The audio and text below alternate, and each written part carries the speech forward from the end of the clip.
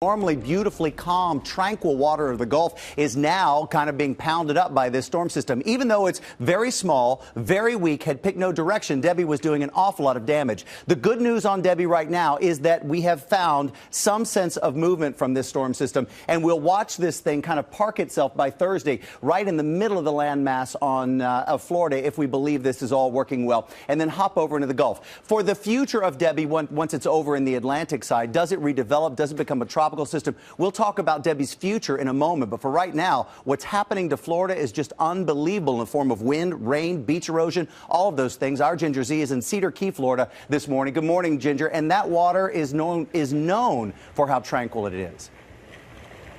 And it is far from that, Sam. This morning, waves crashing over an already battered island. There are piles of seaweed so far inland. You just know this storm has been hurting this island. It is still 90 miles off to our west. That storm is named Debbie.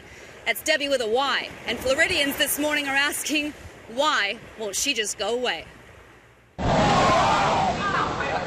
This YouTube video shows just how much water this tropical storm is bringing to South Florida. Watch as this waterfront cafe in St. Pete Beach gets pounded by the storm surge. The lopsided, disorganized mess named Debbie is doing damage up and down the Florida coast, erasing docks, swallowing cars, and slowly eating away at roads. Florida is now under a state of emergency. Everybody needs to be very, very, very cautious. Power is out to more than 13,000 homes across the state this morning. In Tampa, Swan Avenue is now Swan Lake. We're like 5 feet under, so it's like a fishbowl here. Further north, cul-de-sacs passable only by canoe. I never thought the same road I'd drive on every day we'd be paddling up and down it. Those without boats having to carry their things away. Bridges are shut down, nearby beaches deserted. And while Debbie's got the crashing waves, homes ripped apart by her tornado-filled tentacles, and even dramatic Coast Guard rescues, what she doesn't have is a distinct center, a sense of direction, Jeez, man. or a plan to leave anytime soon.